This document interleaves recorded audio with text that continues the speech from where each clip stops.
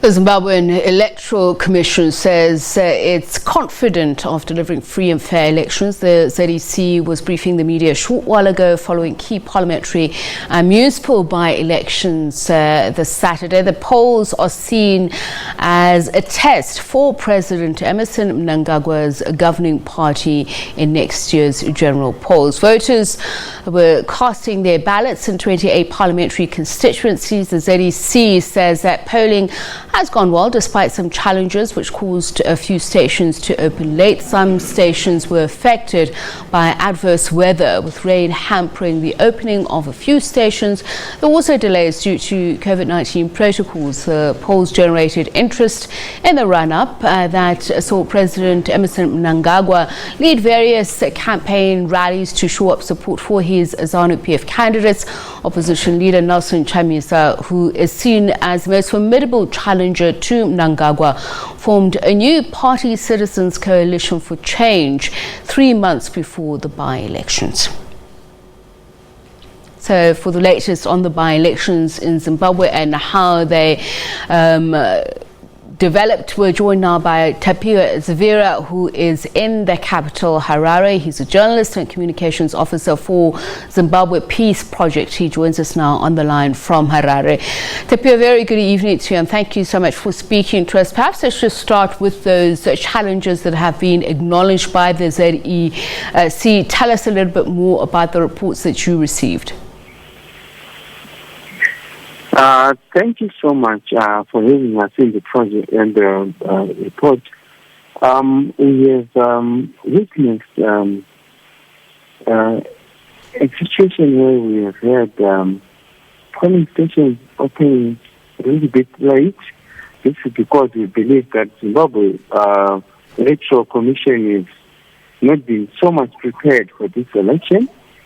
But we've also witnessed situations where we've had people being not allowed into the voting booths by the time at 7 a.m. when the election was supposed to open up.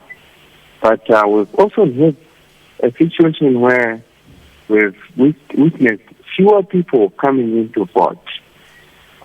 This is because there's been a lot of intimidatory tactics that have been happening before the election, and we believe that people were not allowed a chance to expressly open their views in the election. All right. So in which areas was the intimidation reported, and was it widespread?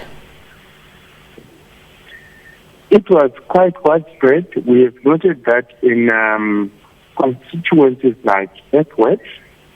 We've also noted that in constituencies like Kwekwe in the Harare East, which are key constituencies because we know that in Earthwest, and we also know that in Harare East, Tendai BP, who is the former finance minister, we've also noted that in Kwekwe Central, which is the home to the President Emmerson Mnangagwa, there's been a lot of intimidation and busing of voters. We've also noted that there's been a lot of irregularities that ZEC has explained to be reasons based on them not being able to conduct an election professionally. And this is very worrying because we believe that the will of the people is supposed to be expressed according to ZEC's ability to handle elections. In this case, ZEC has not. Tapiwa, can you just expand a little bit more on the allegations of rigging? In what manner? And when you say intimidation of voters, is it random voters, as in it's not particularly directed at people perceived to support one party or the other? Let me just give you a bit of a background to why we believe that this is rigging, because the constituencies where people were voting were mainly constituencies that have been held by Nelson Chamisa-led CCC Zimbabwe, which was formerly MDC Alliance. So we believe that there have been efforts to frustrate voters not to participate in this election. For example, there's been a very long process where someone has to check for their name outside, and if they find it, then they have to go into the voting booth. But if they don't find it, then they will be told to go elsewhere. And then this has had an effect on frustrating voters. And then on top of that, we've had issues where ZAC has been accused of manipulating the voters' vote to the extent where people who voted on the very same polling station in 2018 were not able to vote in the same polling station today, which is quite frustrating and confusing for voters. So the idea, we believe, was to make sure that we have less and less people voting in the election. And the presidential spokesperson, George Charamba, confirmed it in an article today where they said that the idea was to denigrate Chamisa's support compared to people that voted in 2018. Now, the issue with the voters' roll has often come up through allegations of tampering or rigging the election results. Often there have been complaints of people who are either from a different district or area who are on where they ought not to be, and then there's been issues of people who've been deceased making it onto the voters' rolls. Have those been issues now this time around, and what has the ZEC said about it? Does it list it as among the challenges that it acknowledged have occurred? Yeah, we have noted that between 2018 and 2022, there's been a lot of movement of people. But we've also noted that there's been a situation where people who voted on a certain polling station and they've not moved from their previous residential address did not find their name in the voters' roll, which is quite very interesting, because how does someone not find their name when they have not applied to ZAC?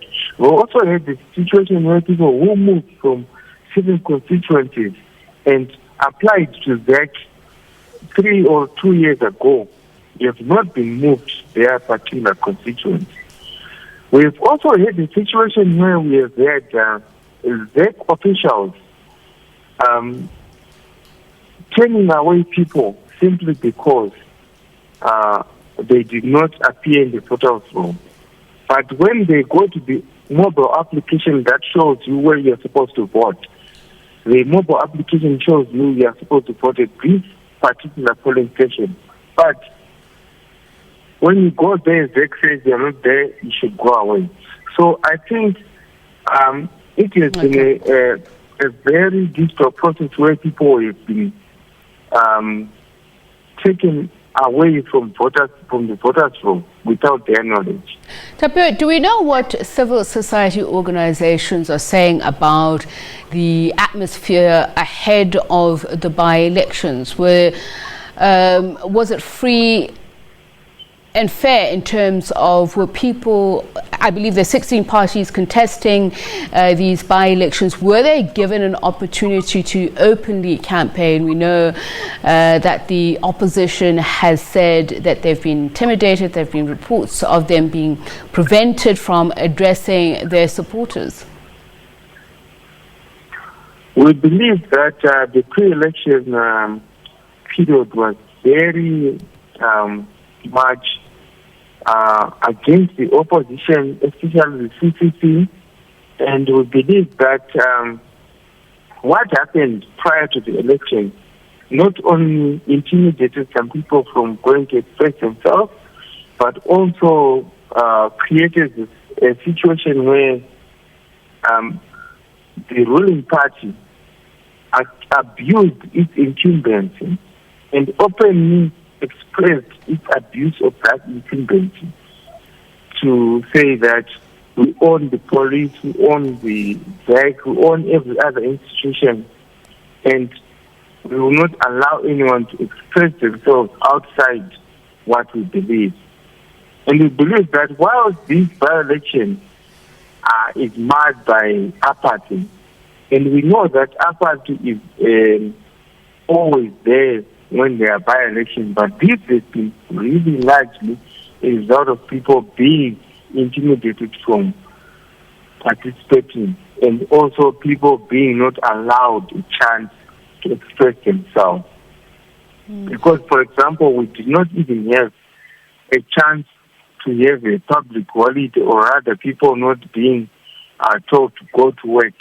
For Saturday was a normal working day in Zimbabwe, when government could have just said that nobody goes to work today, we are supposed to be voting.